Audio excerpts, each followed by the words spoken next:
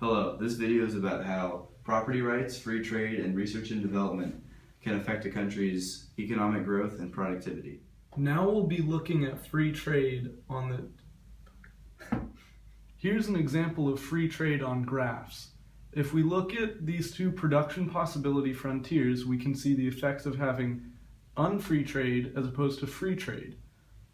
Unfree trade is shown at point A for both countries. Neither country will specialize in making a product, and they're limited to their production possibilities frontier. Once they decide to do free trade, they will then go to specializing, which is at point B on both graphs. Once they start to trade with each other, they will be able to exceed their production possibilities frontier at point C. This shows why free trade is better. Hi, I'm Ukraine, and I can either make 5 pine cones in 1 hour or 2 sticks. I'm Romania, and in 1 hour I can produce 2 pine cones or 5 sticks. Under free trade, I make pine cones. Under free trade, I specialize in sticks. When these two countries trade at a mutually beneficial rate, they can exceed production limits.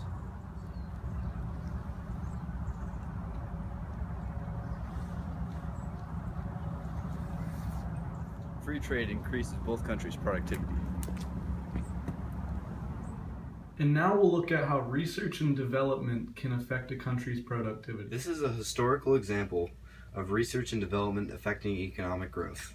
At the start of the 19th century, when industrialization began to boom as a result of research and development, GDP per capita in the countries that chose to industrialize skyrocketed.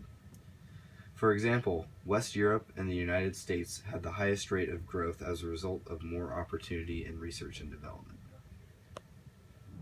Hi, I'm Bart. I'm an owner of a small car company in my country. Right now, I don't have a team of researchers, so I'm only able to produce this one car. After I invested in a team of researchers, we were able to up our productivity, and I now own an entire parking lot of cars that are ready to sell to the public.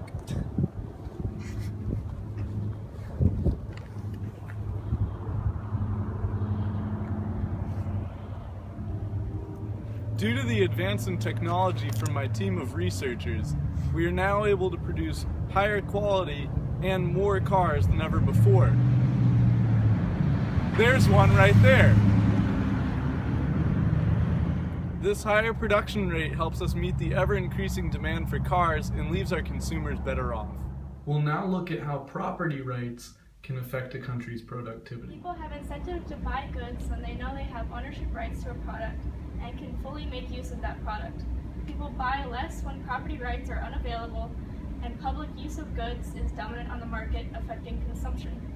When products are shared, the consumption rate is lowered. In regards to property rights, when there's one private owner, for example this truck, it gets treated well.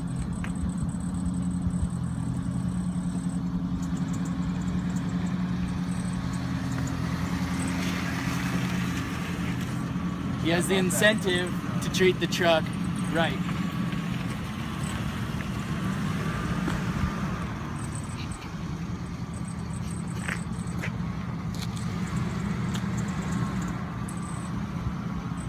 Hey, what's that jacket?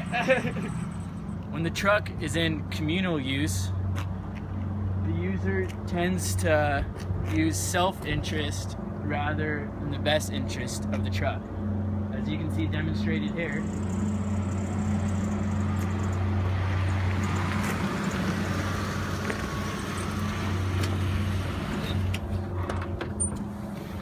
The truck was not taken care of.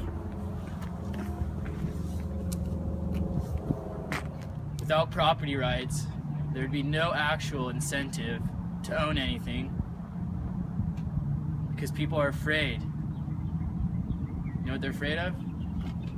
People misusing their property or the government misusing their property. So they don't want to own it. Go. With property rights, people will have the incentive to own property, therefore buying from the market.